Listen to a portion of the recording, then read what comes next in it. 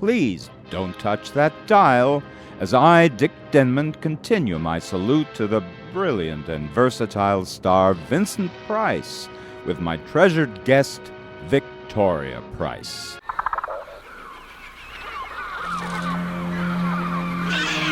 WMPG, Gorham, Portland.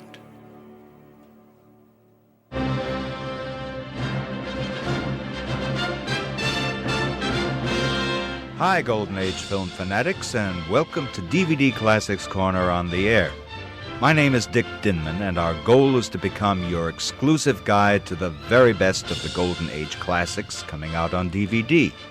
We'll have reviews, breaking news of upcoming releases, plenty of surprise guests, and a special feature devoted to the great Golden Age film composers, which we call Cinemusic. So let's turn on the marquee and lights, camera, action. It's time for Dick's Picks, in which I get to shine the spotlight on one of my Dick's Picks of the week.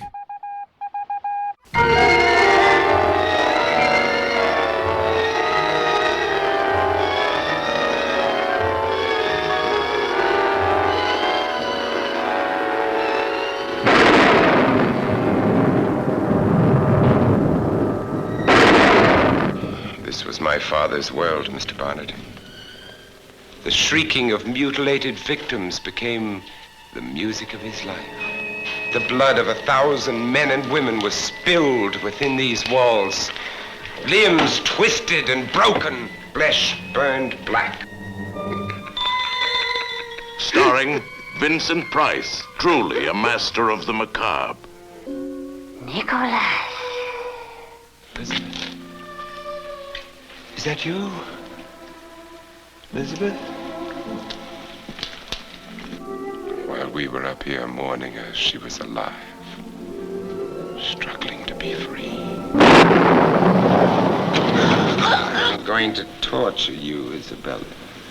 I'm going to make you suffer for your faithlessness to me. You harlot! All the violence of angry seas. The unseen forces of the unknown. The unforgettable memories of a long-forgotten childhood. All these you will feel in your very blood.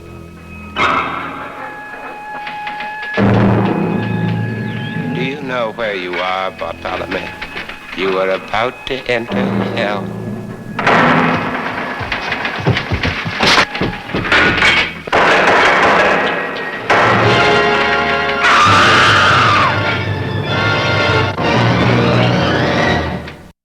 Classic film aficionados, horror fans, and collectors will relish the 4-disc Blu-ray release of the Vincent Price Collection from Scream Factory, an essential collection for every home entertainment library. This extraordinary collector's set brings together 6 Vincent Price masterpiece classics featuring the first ever Blu-ray movie presentation of The Fall of the House of Usher, The Haunted Palace, The Mask of Red Death, The Pit and the Pendulum, Witchfinder General, and The Abominable Dr. Phibes, brimming with a bevy of chilling bonus content, including interviews with producer-director Roger Corman, audio commentaries, original theatrical trailers, still galleries, and archival materials.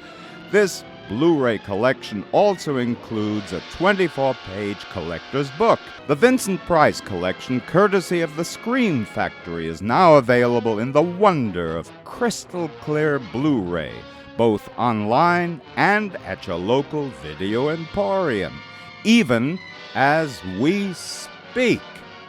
Stay tuned for more Dick's Picks, coming up on DVD Classics Corner on the Air very soon. Vincent Price remains to this day and beyond a true Hollywood legend whose vast and distinguished career on the Broadway stage, on radio, motion pictures, and television spanned more than half a century. In addition to being an icon of stage and screen, large and small, Vincent Price was also an avid art collector, a gourmand, a dashing and relentless charmer, and a loving father. His daughter Victoria was born shortly before Price turned 51 at the height of his popularity. Though the star's busy film schedule took him in and out of his young daughter's life, he was always a larger-than-life presence and simply her father. And what a privilege it is to have as a guest on my salute to this iconic star of the ages, the talented and gracious Victoria Price, whose acclaimed book, Vincent Price, Her Daughter's Biography, is full and candid as both Vincent Price's passionate and charismatic public persona and his conflicted inner life are treated with curiosity and understanding.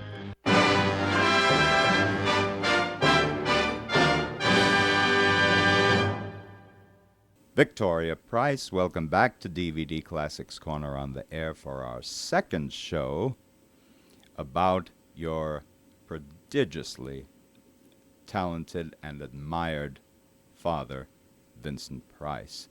And we left off last week with the film noir masterpiece, Laura, and your dad continues with his contract at 20th Century Fox. It was that period that took him to the next level of fame. And did we talk about Dragonwick? We're about to. Dragonwick, which is a genuine melodrama, co-starring, of course, Gene Tierney, with the great Walter Huston. And Jessica Tandy. And it's a very dark film, where your dad actually has the male lead. And most people refer to it as a villainous male lead, and it certainly has elements about that. But he was able to create a certain empathy for the character, which gave it an extra dimension. Well, I think it was a part he coveted. And the way he told it, he had been working with Otto Preminger on Keys to the Kingdom. And he had heard that Preminger was going to do Dragonwick. And so he approached him about doing the role. And Preminger said, this is a drug addict. What are you even talking about? You're paying a fat priest. And one of the funny things about my dad's movies is that you see him change weight and shape a lot. He loved to eat. And so he went on this massive diet and made a point of going in to audition for this role. And he fought for this role. It was a part he really wanted. It took him to the next level of his career, in the sense that he really became a leading man. And yes, it was a menacing role for sure, but he was also a drug addict, which I think was a very interesting and unusual in those days. Yes, aspect to the role. And I think that my father really played it from that perspective. And the film was a success. Actually, it was directed by, I believe, written and directed by Joseph L. Mankiewicz, who would go on to direct All About Eve and many other great films, and produced, if I'm not mistaken, by Ernst Lubitsch. It's a very interesting mixture of talents on that. And as I said, it was successful, which mystifies me as to why, after, I believe, one more film, of which I know very little, a film called Moss Rose with Victor Mature and I think Ethel Barrymore. It was Ethel Barrymore, and what I remember him telling me about that film was that she was a big fan of two things: the Metropolitan Opera and the Brooklyn Dodgers. And so she had written into her contract that she would never film when the opera was being broadcast or the Dodgers were being broadcast on the radio. And so the whole filming schedule was built around that. That brought an end to his Fox contract. Was it mutual, or did he not want to continue? Because it seems to me to be Rather strange that he would not continue exclusively with Fox after a successful film like Wick. Do you have any idea? My understanding was that on some level it probably had to do with age. He was closing in on 40, which in that day and age was old for a leading man. And also the studio system was starting to shift and change. But I did not get the sense that it was his choice. Well, then he does a lot of films independently for virtually every studio.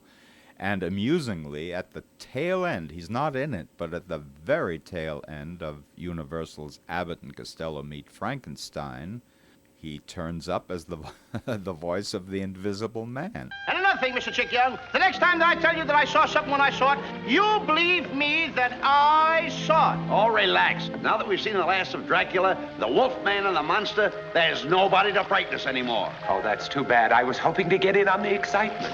Who said that? Allow me to introduce myself. I'm the Invisible Man.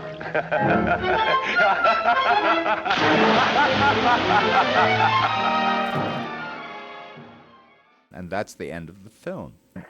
A performance of his that I particularly admire is in MGM's biggest film of 1948, The Three Musketeers, which starred Lana Turner, Gene Kelly, Van Heflin, June Allison, Gig Young, Frank Morgan, and quite frankly, almost everyone in that film is miscast, except Vincent Price. Vincent Price plays Richelieu with the most delicious, manipulative, scheming sense of humor, and I think it's the best performance by far in the film. It takes a good man to prevent a catastrophe, milady, and a great man to make use of one. You and I, my dear, are rare new creatures in this ancient world of impulsive men. We have intellect. We think. And when we think, our impulsive enemies are helpless. The king opposes my plans for war with England. It's my belief that if Buckingham's relations with the Queen can be demonstrated, His Majesty's opposition to my plans may be lessened. Can there be anyone more trustworthy, milady, than an ambitious woman of fashion with a history? You said yourself, milady, I know everything that transpires or has transpired in France. How do you feel about his Richelieu? I think he was made to play Richelieu. You know, I think it was a great part for him, and I think he really enjoyed making it. I know for a fact that his co-stars enjoyed working with him, and I think he was, again, sort of trying to find his place after losing the contract or no longer being under contract with Fox. And I think it was the kind of role he could really sink his teeth into. And he did. Worthy, as far as I'm concerned, of an Academy Award nomination. Did he ever receive a nomination for Academy Award? No, never. Unbelievable. Not even a special Oscar at the end of his career after 105 movies, although there were many people at the end of his life who tried to make that happen. Now comes in a very small film, I think with a budget of $135,000. I can't even guess as to how many days it was filmed. A minor little gem. I won't even use the word minor. I think it's a gem, and I'm interested whether you've seen it and what you feel about it.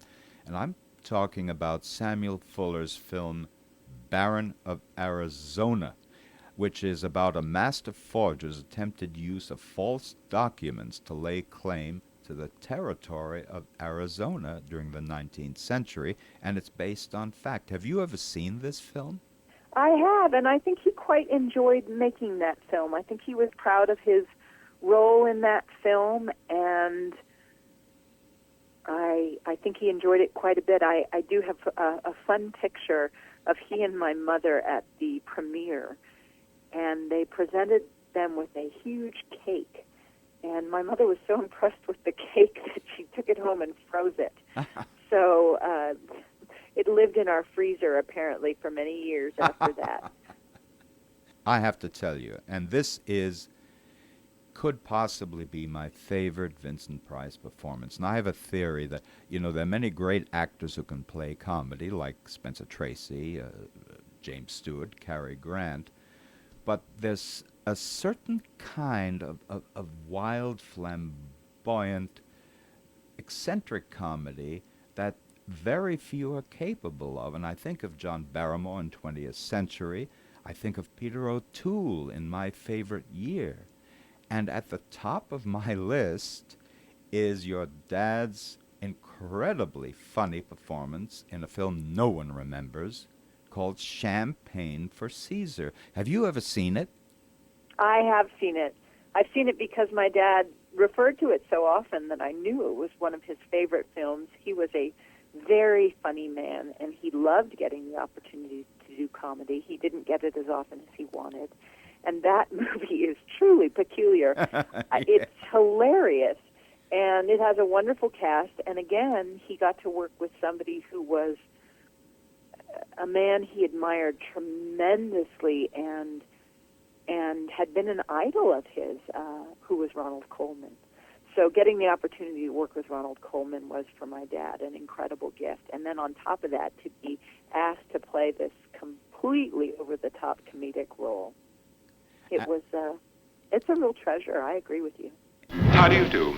My time is extremely valuable. Seconds tick away into minutes. Minutes become hours. Hours disappear into days and weeks. Weeks suddenly form months, and months have a habit of becoming years. Well, I've never quite looked at it that way, but I suppose you're right. This is a Mr. Bottomley, Mr. Waters. He hopes to become a member of my lady's family. Ph.D., physicist extraordinary. B.A., B.S., master's degree at the age of 13. Rhodes Scholar. Ph.D., D.Sc., LL.D. All this spells one thing to me, sir. You are a dreamer, I am a doer. Do we have that straight? Oh, yes, quite. I have an idea. I want to find out what the average man thinks of it. Then when we find out what he thinks of it, we'll change his thinking. Change his thinking, naturally. What I am about to tell you now is very top secret. It ranks with the discovery of electricity and the invention of the wheel. I am thinking of putting on the market an all-purpose cake of soap that will also be used to clean teeth. I see. Sort of foam at the mouth approach, eh? You would have started tomorrow morning. Well, that would have been fine, but aren't we using rather a strange tense? Would have? No, sir, we are not. I loathe humor, and you are humorous. Well, if it's just a pleasantry designed Mr. Waters hates pleasantries. I suppose I should have told him. Oh, well, I'm sorry to have offended you, Mr. Waters. It was unintentional and shan't occur again. However, I really need a job, and if I may say so, I think I would be definitely useful to your highly reputable firm. I am afraid of you, sir. You would be a poor ambassador of goodwill for my lady. This is a deadly serious world, this world of business. And at some given moment, you would probably revert to type. Oh, but surely... Why is he interrupting? I didn't indicate that I had finished talking, did I? I saw no sign of it, sir. Oh, I beg your pardon. You are the intellectual type. I despise intellectual types. You are an improvident grasshopper, and I am an industrious squirrel. Nothing personal. It's in my top 10 Vincent Price film list. It could be my favorite performance because it is so off the wall, so funny. It's just a brilliant creation. And talk about irony. Ronald Colman, and this was one of his last films, was such a huge star that they don't come any bigger. And yet, if I go out on the street anywhere and say, "Do you remember Ronald Colman?" I'll get a blank stare. But if I say, "Do you ever see Vincent Price?" instantly I get a, "Oh, God, yeah, he's great. I know. Everybody knows him." Isn't it strange that Vincent Price is one of the very few Golden Age stars who are, if anything, more popular today than they were in their prime? I think my father would find it incredibly ironic that people who were way more famous than he was, and you've mentioned at least two of them. Yeah. Ronald Colman and Robert Taylor, just Sure. to name two, who were huge. I mean, they were the Brad Pitt and, Yeah. you know, they were the two probably Robert Taylor was one of the great American actors of his day, regarded as, Right. And Ronald Colman, British. And my father never would have thought himself in their same sphere. Uh-huh. He was happy to work with them. Mm-hmm. And because of the horror genre and because of the horror fans, and because my father felt that it was so important to remain relevant, his fame has lasted and, in fact, even grown. Victoria, if you don't mind, we are going to take a very, very brief station break, and we'll be right back with you.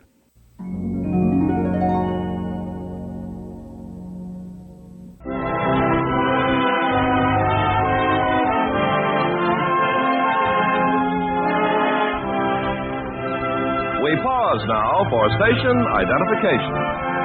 DVD Classics Corner on the Air is proud to be a presentation of Southern Maine's own WMPG FM, 90.9 and 104.1 on your dial.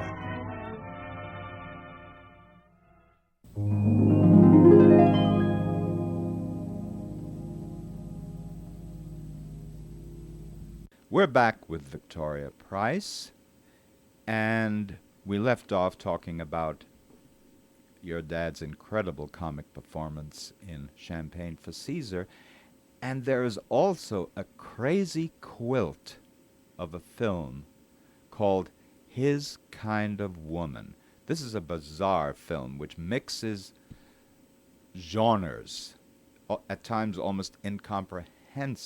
And it's a film that's violent. It's a film that is romantic. It has everything mixed in, but it has a performance again by Vincent Price as a real ham actor, which is absolutely incredible. Have you ever seen it? I have seen it. I've seen it quite a bit, and it's one of those films that's shown almost more than any of his films on TV. Mm-hmm. People often come up to me and say, what was that film where he ends up in the rowboat with Bob Mitchum and Jane Russell? I think he loved making that film. He and Jane Russell had a wonderful friendship. In our family, she was referred to as Aunt Jane.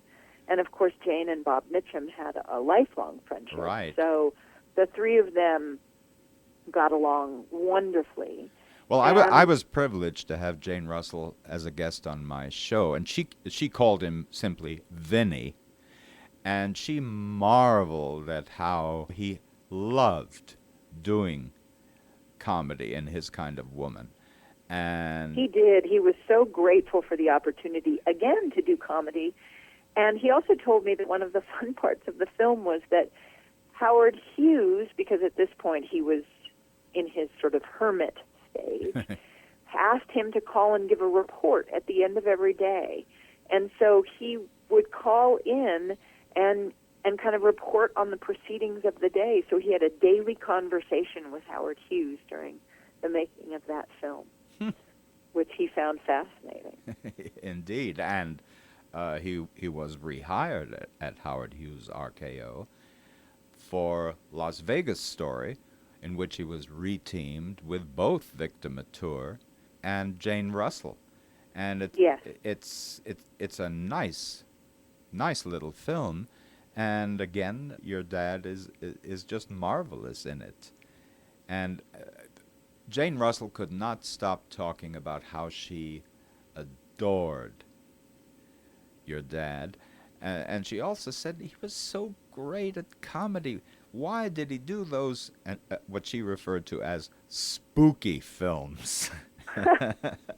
Let's jump, if we may, to House of Wax, the first big studio film made in 3D, and an absolute sensation when it came out, and still memorable today. And of course, it's just been released by Warner Home Video in 3D and looks remarkable. The very strange thing about House of Wax, directed by Andre D. Toth, who only had one eye and had zero depth perception. Did your dad ever comment on that? he said that he felt that the reason House of Wax has held up over the years was precisely that other directors were so focused on using the 3D that was, in fact, the focus of the film, that they forgot to make a good story. Whereas my dad really felt that de Toth wanted to make a film that was a good film, that had a beginning, a middle, and an end. And then he had to sort of be reminded to toss in the 3D effects from time to time because, as you said, he couldn't see it. So he felt that the fact that Andre de Toth had one eye is the reason that House of Wax has held up all these years. And then he does a film called While the City Sleeps with an all-star cast directed by the volatile, or allegedly volatile, Fritz Lang. Did he get along with Fritz Lang? I imagine he might have. I always like to say that my father could get along with Hitler. He did. There were very few people with whom my father didn't get along, and they probably never knew it. And then we go to the biggest film, I believe, that Vincent Price was ever involved in, Cecil B. DeMille's The Ten Commandments. I would have loved to be a fly on the wall during that film because another great devotee of art, Edward G. Robinson, was in the film too, and I'm wondering whether they didn't spend a lot of time together talking about art on the film. My dad and Eddie Robinson had been friends since the 1930s. When my dad was on Broadway, he got to know Eddie and followed him around from gallery to gallery, learning which galleries to go to in New York. And they were very, very dear friends. They were two of the big L.A. art advocates, and they remained friends through their entire lives. One New Year's, he was slated to come to a party at our house, Eddie Robinson, and they closed down the whole street because of a big fire. And although he was a very unassuming man, he got up to the police blockade, and he said, "I never throw my fame around, but I'm Edward G. Robinson, and my friend has a wonderful art collection up there, and I'm due to go to his house, and I need to help him." And they let him through, and he and a number of young men from the UCLA football team transported a lot of the art collection out of the house so that it wouldn't burn down. And fortunately, the house was spared, but they were friends forever. Victoria, we're getting to the end of our show, and I wonder, yet again, if you could possibly return for a final tribute to your dad next week. I would be happy to. Thank you so much, Victoria. We'll look forward to having you back on the show next week. Thank you so much for doing this. Well, that's my show for today. DVD Classics Corner on the Air is conceived, written, produced, and directed by me, Double D. And if you missed any part of this show, or if you'd like to hear some of my other latest shows, just go to the archives section at www.wmpg.org. And if you'd like to hear some of my older vintage shows, please go to www.dvdclassicscorner.net, where in addition to the broadcasts, you'll find hundreds of my print reviews of classic DVD releases. So, until next week on WMPG, keep well, keep happy, and keep listening.